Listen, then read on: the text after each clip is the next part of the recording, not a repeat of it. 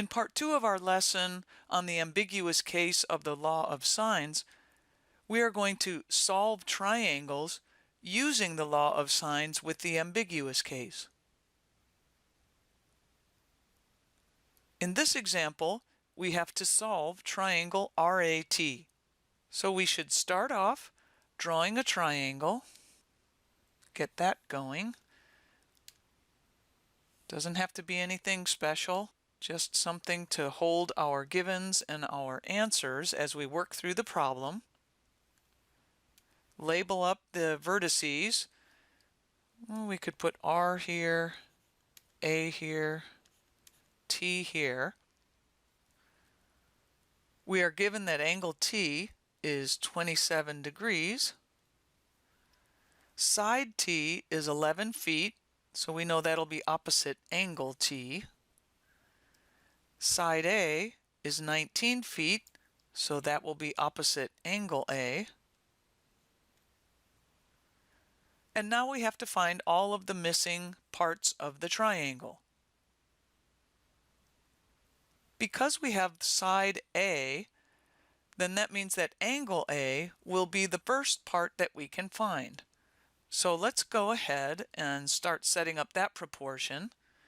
Using law of sines, we know that the sine of A divided by its opposite side, 19, will have to equal the sine of 27 degrees divided by its opposite side, 11.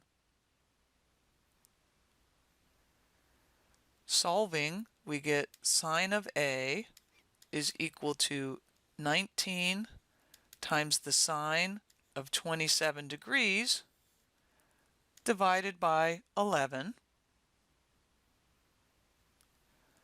So we get sine of A is equal to, let's grab our calculators. We're going to take 19 times the sine of 27, close the parentheses, and divide by 11, enter, and we get 0.7841654, etc. Let's go ahead and store that in whatever letter you want. Maybe I'll put it in A. Now we notice that the sine of angle A is a positive number. Because the sine is positive, we know that means A could be a quadrant 1 or quadrant 2 angle. Now our calculator will help us find the degree measure. We know that we're going to have to take the sine inverse of both sides. So on the left-hand side, we're taking the sine inverse of the sine of A, and on the right-hand side, we're going to need to take the sine inverse of this number that we just got, 0.7841654, that we have stored in memory location A on our calculator. The left-hand side becomes A. On the right-hand side, we need to do second sine inverse, memory variable, make sure the cursor's under A, hit enter, and then hit enter. And rounding to the nearest tenths place, we find out that angle A is equal to 51.6 degrees.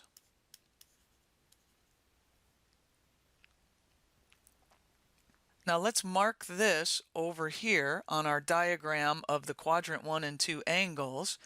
We know this is 51.6 degrees, which tells us that's what the reference angle is. So if we come over here and put theta r in quadrant 2, of course we need to do 180 minus 51.6. Grab your calculator, punch that in,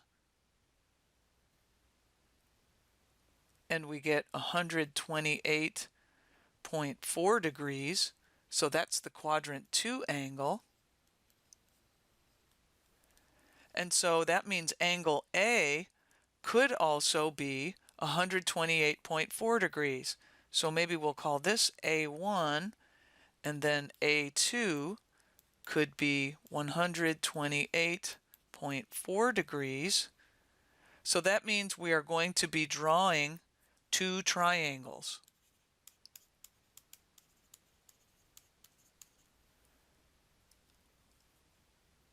So in our first drawing here, maybe we'll go ahead and call this triangle 1. So this will be A1, and we can put in that 51.6 degrees.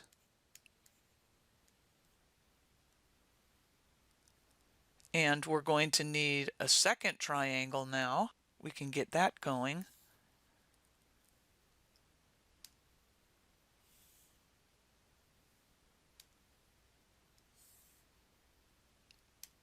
So this will be R2, A2, T2. We know that 11 and 19 carry through. Those were the givens. T is 27 degrees. That was given. But in this triangle, we know A2 is going to be 128.4 degrees. Let's box in our answers here.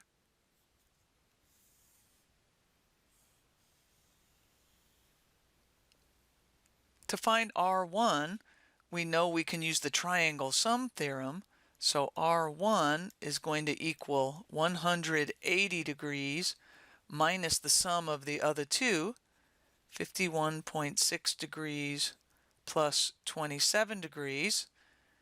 And we just need to enter that into our calculator.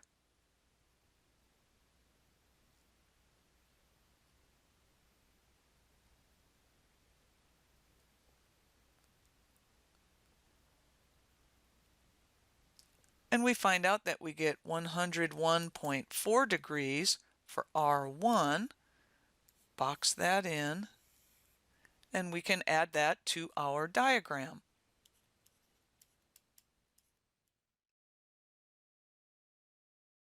The last piece we have to find in this first triangle is side R1. Now we know we can use the law of sines and make our proportion of R1 is to the sine of 101.4 degrees as 11 is to the sine of 27 degrees. We will cross multiply here to solve for R1, and we get R1 is equal to 11 times the sine of 101.4 degrees divided by the sine of 27 degrees. We grab our calculators and enter 11 times the sine of 101.4, close the parenthesis, divide by the sine of 27, close the parenthesis, hit enter, and we find out that R1 rounded to the tenths place is going to equal 23.8, and the units will be the same units as the other sides, which is feet.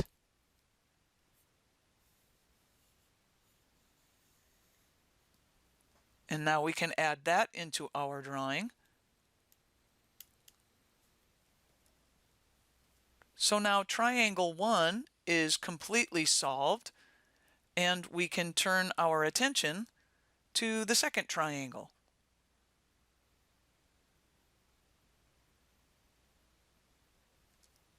To find R2, we will use the Triangle Sum Theorem. So R2 is going to equal 180 degrees minus the sum of the other two angles, which is 27 degrees plus 128.4 degrees. We enter that into our calculators.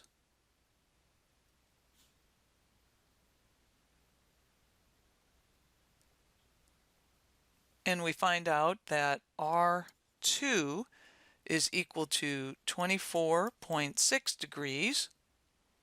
Let's box that in our work and then add it to our diagram. 24.6 degrees.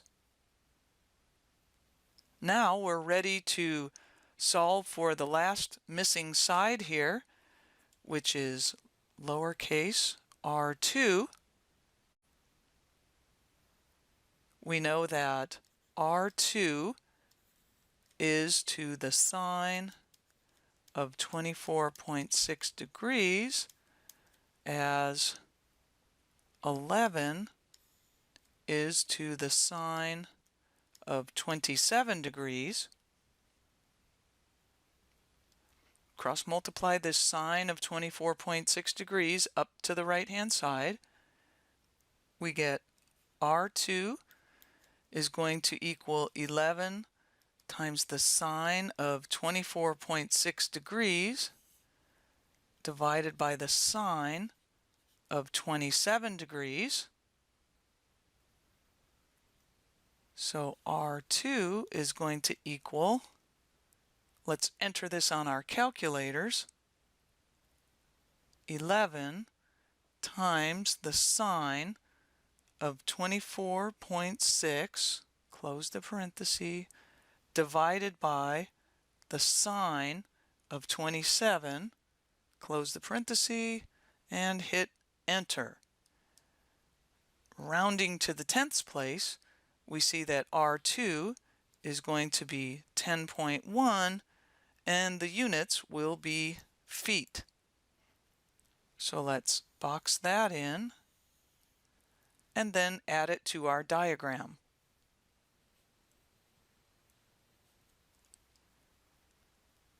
So now we have all three sides and all three angles in this triangle as well.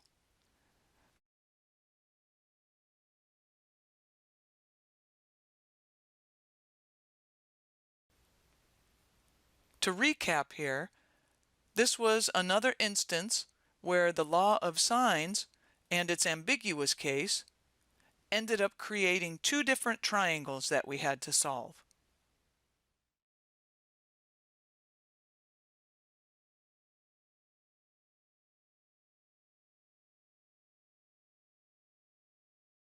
In this example, we have to solve triangle PQR.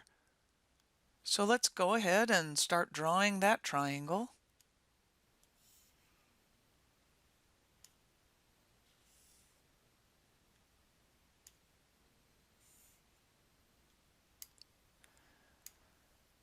We can call this P, this Q, and this R. We are given that angle Q is equal to 52 degrees. We know that side Q is 12 inches and side R is 10 inches.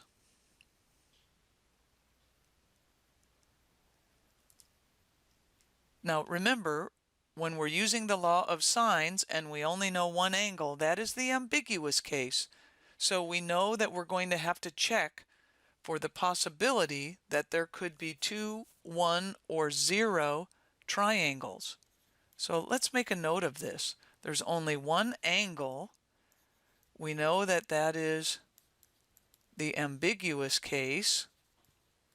So we know that we are going to check for 2, 1, or 0 triangles.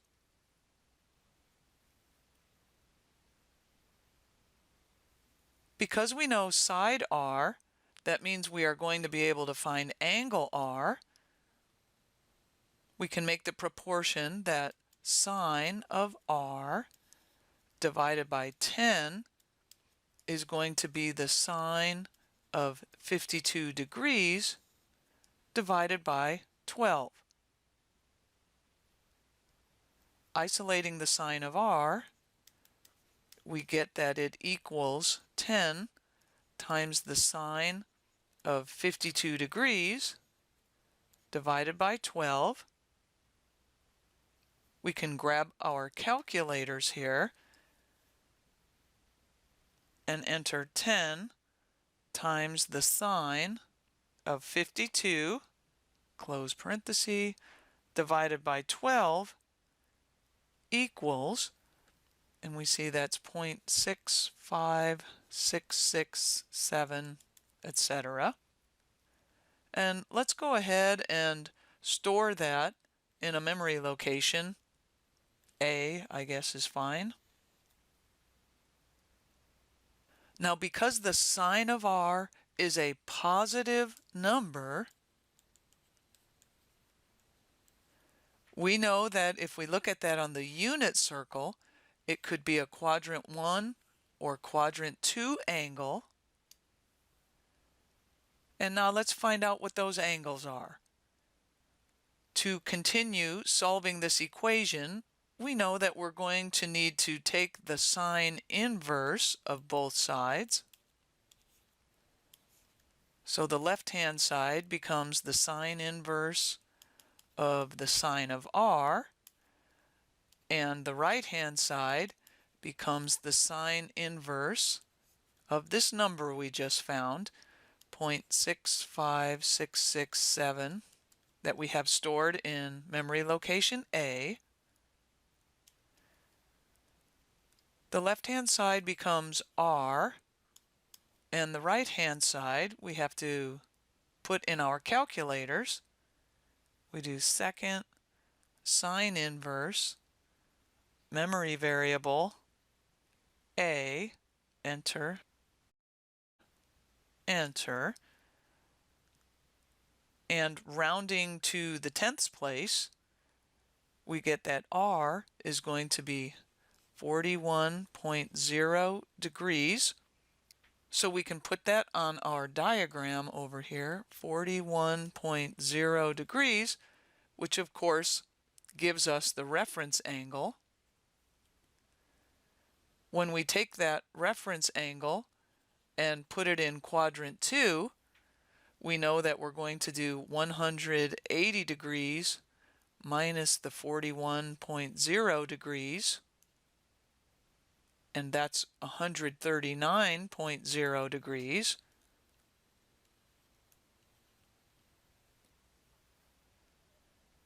Now, at this point, you have to decide whether you could have two triangles or not.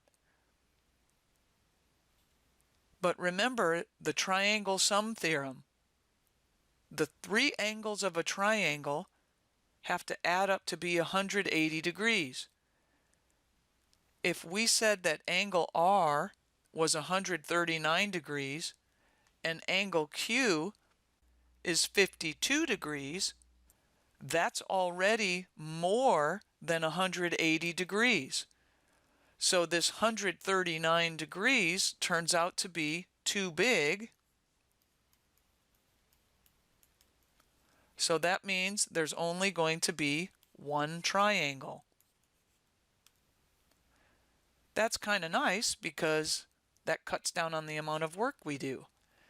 So here we're going to box in our answer for R, and I don't have to have a subscript 1 and a subscript 2 because we're only going to have one triangle.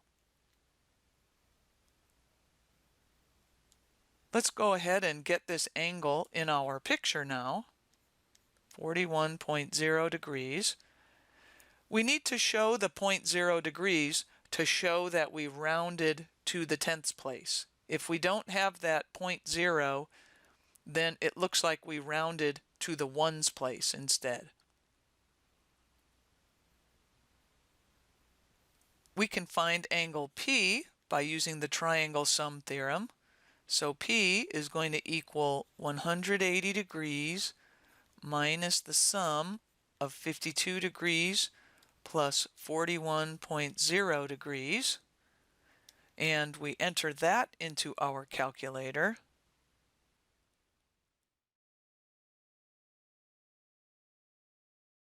And we find out that angle P is going to be 87.0 degrees. Put a box around it in our work, and let's add that to our picture.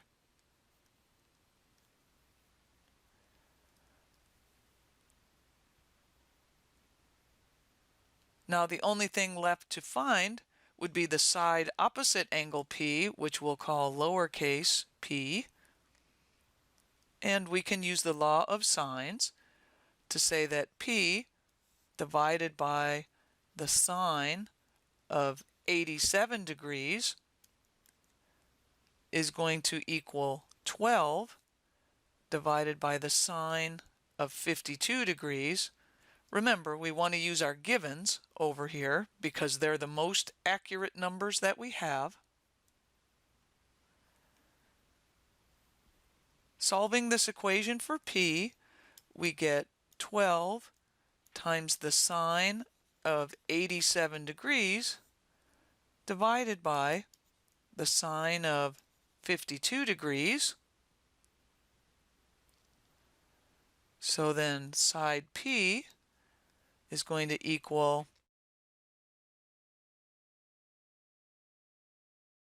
12 times the sine of 87, parenthesis, divided by sine 52, parenthesis, equals, and we find out that side P, rounding to the tenths place, is 15.2. All the sides are in units of inches. And now we can add that to our picture.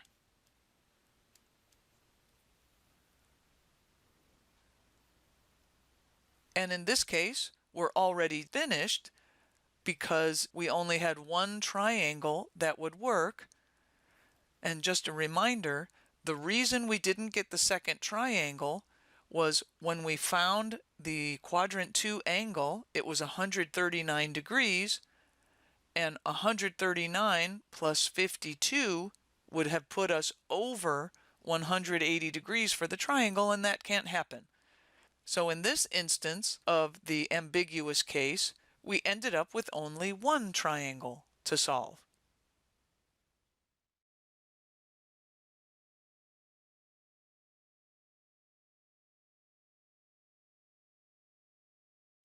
In this example, we have to solve triangle ABC, where angle B is 55 degrees, side B is 8, and side A is 10.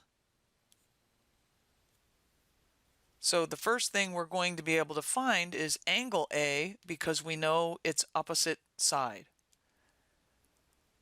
So we have that the sine of angle A divided by 10 has to equal the sine of 55 degrees divided by 8.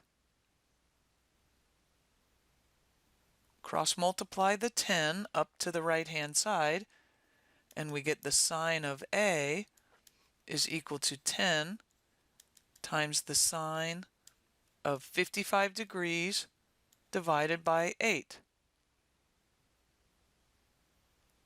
So let's get this entered on your calculator.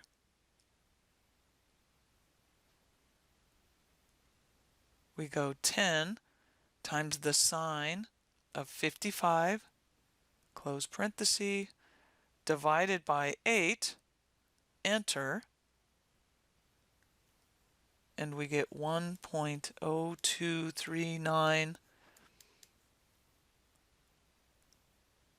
And if you recognize that the range of sine is that it has to go from -1 to +1, this number is greater than 1, so that means there is absolutely no solution to this. And this is an instance where the ambiguous case had 0 triangles. So again, the reason this is no solution is because this is bigger than 1, and we know that sine of angle A has to be in the range -1 to 1. The sine of any angle can never be bigger than 1.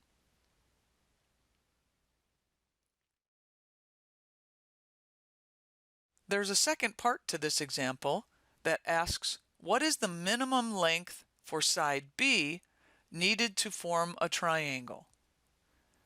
So what happened here, as we look at our picture, this length for side B wasn't actually long enough to reach from point C over to the opposite side. So what was happening really here was that the 8 only reached to, say here. And so it wasn't long enough to reach that opposite side. Now, we know that to get all the way to the opposite side, the minimum length means what's the shortest distance, and we know that the shortest distance from a point to a line is the perpendicular distance. So if we can find the length of this perpendicular segment here, then we'll know how long that side B needed to be. Now, once we drop this perpendicular, this gives us a right triangle here. And we are trying to find side B in there. This is going to be actually where side B is. It worked out that this didn't work. Because it's a right triangle, we can use SOHCAHTOA.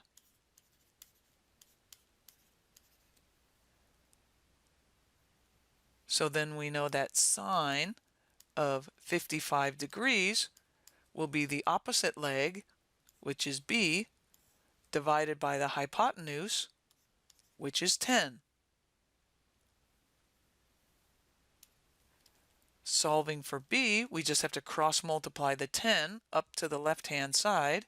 So 10 times the sine of 55 degrees is equal to B. We grab our calculators.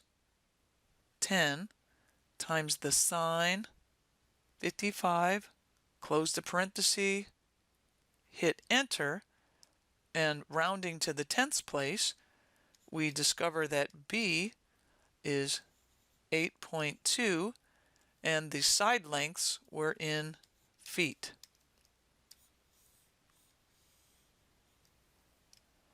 So it turned out that this length of 8 was almost long enough to reach, but not quite. It just needed to be a little bit longer, 8.2 feet, and then it would have reached. And that also means that point A has moved over here where the perpendicular segment meets the side.